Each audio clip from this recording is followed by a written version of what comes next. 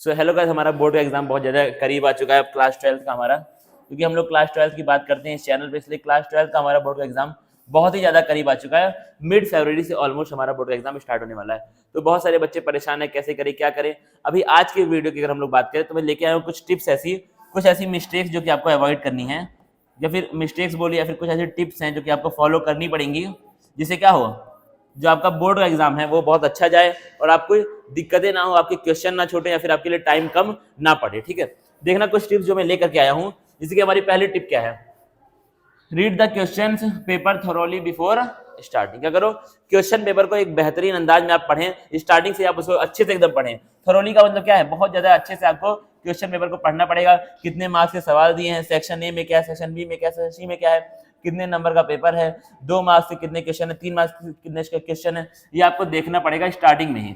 ठीक है, जैसे ही तुमको पेपर मिले तुरंत इस चीज को पहले पढ़ जाओ। ठीक है, फिर क्या करना है तुमको, मैनेज टाइम वाइजली, बहुत होशियारी से तुमको टाइम मैनेजमेंट वहां पे करना पड़ेगा। सबसे बड़ा सबसे की फैक्टर है टाइम मैनेजमेंट। ये मैं पहले के वीडियो में भी बोल चुका हूँ कि अगर टाइम मैनेजमेंट आपका अच्छा है तो आप बहुत अच्छा कर सकते हैं अपने पेपर में, लेकिन अगर टाइम मैनेजमेंट खराब हुआ तो क्वेश्चन आते हुए लोगों के छूट जाते हैं। ठीक है, सब कुछ आता है लेकिन टाइम मैनेजमेंट के चक्कर में आपकी चीजें क्या होती हैं, बिगड़ जाती हैं। इसलिए टाइम मैनेजमेंट पे सबसे पहले ध्यान देना, टाइम बिल्कुल मैनेज करके चलना। ठीक है, और टाइम मैनेजमेंट आपका कैसे ठीक होगा, मॉक टेस्ट दे करके। घर पे इतना प्रैक्टिस कर लो कि तुम्हारी हैबिट हो जाए कि भाई इतने देर में मुझे क्वेश्चन पूरा करना है, इतने देर में मुझे पेपर पूरा करना है। तो आप क्वेश्चन भर भर के प्रैक्टिस करो, क्वेश्चन जो है वो आपको भर भर के प्रैक्टिस करने पड़ेंगे। ठीक है, और 3 घंटे का पेपर दो लगातार, और टाइम सेट कर दो। अगर तुम्हारा 3 घंटे का बोर्ड एग्जाम होता है तो आप 3 घंटे का टाइमर लगा करके पेपर को दे, जिससे क्या हो कि आपकी हैबिट बिल्ड हो जाए। फिर देखना, right answers in neat and legible hand writing. जो आंसर्स लिखो, हैंड राइटिंग के ऊपर अपने काम करना। अगर हैंड राइटिंग खराब होती है, मान लो आपकी हैंड राइटिंग अच्छी नहीं है, ठीक है, मतलब अच्छी है तो ठीक है, वो उसका तो आपको बेनिफिट मिलेगा ही। मान लो आपकी हैंड राइटिंग बहुत खराब है और आपकी चीजें एग्जामिनर को समझ में नहीं आ रही हैं, तो एग्जामिनर का कुछ नहीं जाएगा। एग्जामिनर ट्राई करता है कि आपको मैक्सिमम मार्क्स दे पाए, लेकिन उसके पास 100 कॉपियां 200 कॉपियां होती हैं चेक करने के लिए भाई, जो चेक कर रहा है पेपर। ठीक है, तो क्या करता है भाई, समझ में नहीं आएगा, तुम्हारा नंबर वहां से काट लेगा, उससे कोई पूछेगा नहीं कि आपने नंबर क्यों काटा है। ठीक है, समझ रहे हो बात को, उससे कोई पूछने वाला नहीं है। तो क्या है, ट्राई करो राइटिंग बहुत ज्यादा अच्छी ना हो, बहुत मतलब एकदम कर्सिव वर्सिव में ना लिखो, ऐसा लिखो कि जो समझ में आ जाए। अगर आप लिख रहे हैं आर, तो ये आर ही लगे, ये कहीं यू ना लगे। ठीक है, तो आप इसके ऊपर ध्यान दें कि चीजें समझ में आ जाए, आपके जो अल्फाबेट्स हैं, आपके जो वर्ड्स हैं वो समझ में आ जाए, ऐसी राइटिंग में आपको लिखना है। फिर क्या आपका, stick to the word limit for each answer. Word limit अगर दिया है कि 50 वर्ड्स में आपको ये आंसर को लिखना है, तो 50 वर्ड्स में ही लिखो ना, इधर 40 में भाग जाओ। 2-4-5 वर्ड्स का यहाँ वहां होना चलता है, उससे कोई बहुत ज्यादा मैटर नहीं होता। लेकिन ऐसा नहीं कि तुम 50 की जगह 25 में लिख करके आ गए, ये 50 की जगह तुमने 100 में लिख दिया, ये चीज चलेगी नहीं, याद रखना इस चीज को। अगर देखो, अंडरलाइन इंपॉर्टेंट पॉइंट्स और कीवर्ड्स, ये बहुत बड़ी टेक्निक और ये लोग बताते नहीं है। ठीक है, ये चीज मैंने देखा है, टीचर्स कभी बच्चों को बताते नहीं है। जो भी इंपॉर्टेंट वर्ड्स तुमको दिखे, जो भी तुमको ऐसा लग रहा है कि ये बहुत इंपॉर्टेंट पॉइंट है या तुम्हारे आंसर का बहुत इंपॉर्टेंट पॉइंट है, उसको अंडरलाइन कर दो। जैसे मान के चलो कि तुम लिख रहे हो, तुमसे पूछा डिफाइन फर्टिलाइजेशन, तो क्या लिखा, fusion of male and female gametes is known as fertilisation. क्या करो, फर्टिलाइजेशन को अंडरलाइन कर दो, बात खत्म हो गई। तो क्या, जो भी इंपॉर्टेंट पॉइंट्स हैं उनको आप अंडरलाइन करते हुए चले, उससे क्या होता है, खूबसूरती बढ़ती है पेपर की, आंसर शीट की खूबसूरती बढ़ जाती है। करके देखना घर पे कभी। Leave spaces between answers for clarity, her answer के बाद 1-2 लाइन का स्पेस आपको छोड़ते हुए चलना है। अगर आप नहीं छोड़ेंगे, सब मिक्स कर देंगे, तो एग्जामिनर की समझ में नहीं आएगा और एग्जामिनर नंबर काट लेगा, उसका कुछ भी जाने वाला नहीं है, याद रखना।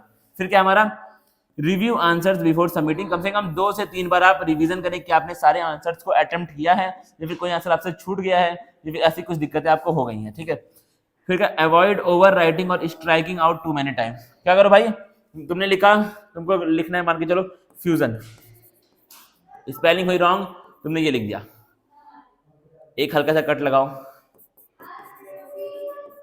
क्या लिख दो, फ्यूजन, इतना ही बस, खाली कट पट ये सब मत करना भाई, गलतियां हो जाती हैं। ठीक है, ट्राई करो गलतियां ना हो, इतना प्रैक्टिस करो कि गलतियां ना हो।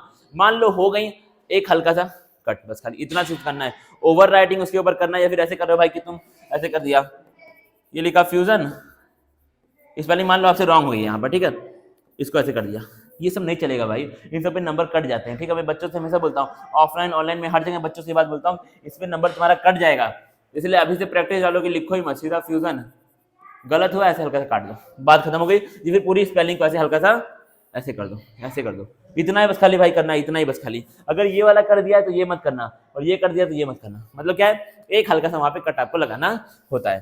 फिर क्या लिखा है, label diagrams and graphs clearly. Labelling के ऊपर बहुत ज्यादा ध्यान देना, और जब लेबलिंग करना तो एकदम ध्यान से हर एक चीज भाई वहां पर दिखाई देनी चाहिए लेबलिंग के वक्त। अगर दिखाई नहीं देगी, एग्जामिनर उतना मेहनत नहीं करने वाला, उसके पास 100-200 कॉपियों का टारगेट है, वो तुम्हारा वहां से फिर काट देगा भाई नंबर, ठीक है, याद रखना। फिर क्या है, start with the questions you are most confident about. पहले उन आंसर्स को लिखो, उन क्वेश्चंस को पहले अटेम्प्ट करो जिसके बारे में तुम कॉन्फिडेंट हो, ठीक है। जैसे कुछ सवाल ऐसे होते हैं जिनके बारे में हम एकदम श्योर होते हैं। मैं ऐसा दुआ करूंगा कि हर एक सवाल ऐसा ही आए जिसके बारे में आप 100% श्योर हो, फिर भी मान लो कुछ क्या होता है हमारे बहुत ज्यादा, हमको लगता है कि भाई इसका तो आंसर मैं तुरंत लिख दूंगा। पहले उनको करो, बाद में सोचने वाले क्वेश्चन को आपको सॉल्व करना है, ठीक है। सोचने वाले पे टाइम बाद में वेस्ट करना, पहले जो आता है उनको सबको कर डालो। फिर क्या, carry all necessary stationery including extra pen. अब देखो भाई ये चीज सबसे ज्यादा इंपॉर्टेंट है, ये चीज बच्चे नहीं करते हैं, और बच्चों को मैंने फंसते हुए देखा है भाई। इसके लिए सारे आइटम्स लेकर के चलो, जो जो तुमको लगता है वो आइटम्स लेकर के तुमको लेके जाने एग्जाम में, और हर एक चीज दो दो लेके जानी, एक एक नहीं। जैसे मान चलो तुम्हारे पास स्केल है तो तुम 2 स्केल लेके जाओ, पेन है ब्लू पेन 3 लेके जाओ, 1 भी नहीं 2 भी नहीं 3 लेके जाओ, ब्लैक पेन 3 लेके जाओ, ठीक है। ये सब चीजें आपको ध्यान रखनी है, सब चीजें बहुत ज्यादा मैटर करती हैं एग्जाम में। पेंसिल 3 लेके जाओ, क्योंकि भाई वहां पे अगर चीजें तुमसे खराब हो गई, पेन खराब हो गया, कोई चीज खराब हो गई, तो वहां पे फिर तुम्हारे लिए दिक्कतें आ जाएंगी। हो सकता है तुमको वो दे भी दे वहां के लोग, लेकिन तुम्हारा टाइम वहां पे बहुत ज्यादा वेस्ट हो जाएगा, और हर 5 मिनट 10 मिनट आपके लिए इंपॉर्टेंट होता है उस जगह पे, ठीक है। तो क्या है, लेके जाओ भाई एक्स्ट्रा, ध्यान रखो। फिर क्या है, avoid spending too much time on a single question. कोई क्वेश्चन अगर नहीं आ रहा है तो बहुत ज्यादा टाइम वेस्ट मत करो, उस क्वेश्चन को वहां पर टिक लगा दो, अंडरलाइन कर दो, या फिर सर्किल कर दो, और उसके ऊपर लास्ट में अगर टाइम बचेगा तो वहां पे टाइम उसको वेस्ट करना। पहले वो क्वेश्चंस करते जाओ जो तुमको अच्छे से आते हैं। Stay calm and focus through out the exam. काम रहो भाई। हो सकता है मान लो 10 क्वेश्चन है, 5 क्वेश्चन है, ठीक है, शुरू के 2 तुमने पढ़े, तुमको नहीं आते हैं। अब तुम यही 2 में अगर पैनिक हो जाओगे तो ये 3 पढ़ोगे ही नहीं। हो सकता है ये तीनों तुमको अच्छे से आते हो, ठीक है। तो याद रखो भाई, पैनिक नहीं होना है। शुरू के 1-2 क्वेश्चन अगर नहीं आ रहे हैं तो बाद में 30, 35, 40 क्वेश्चन तुम्हारे लिए पड़े हुए हैं, उनके ऊपर ध्यान दोस्तों, वो तुमको आते हो। बिल्कुल भी पैनिक आपको नहीं होना है, ध्यान रखना है, सब कुछ अच्छा ही होगा। At the end of the day अगर आपने मेहनत की है तो वो मेहनत रंग लाएगी। 2, 4, 5 क्वेश्चन से कुछ भी नहीं होने वाला है मेरे भाई, ठीक है। बोर्ड का एग्जाम एक बहुत बड़ी चीज है, वो आप उसको 1-2 क्वेश्चन स्टार्टिंग के देख के घबराना बिल्कुल भी नहीं है, ठीक है। अगर आपने पढ़ा है तो क्वेश्चन उसी एनसीईआरटी की बुक से आने वाले हैं। 1-2 क्वेश्चन हो सकता है तुमको पहली बार में स्ट्राइक ना करें, जब तुम सारे सॉल्व कर लो लास्ट में उनको पढ़ो तो वो लास्ट में स्ट्राइक कर जाए, ठीक है। तो कुछ भी हो सकता है। बाकी आप लोग ख्याल रखेंगे, बहुत ज्यादा टाइम में वेस्ट नहीं करूंगा। इन टिप्स को फॉलो करना, इन ये मिस्टेक्स के ऊपर बहुत ज्यादा ध्यान देने की आपको जरूरत है। Thank you guys.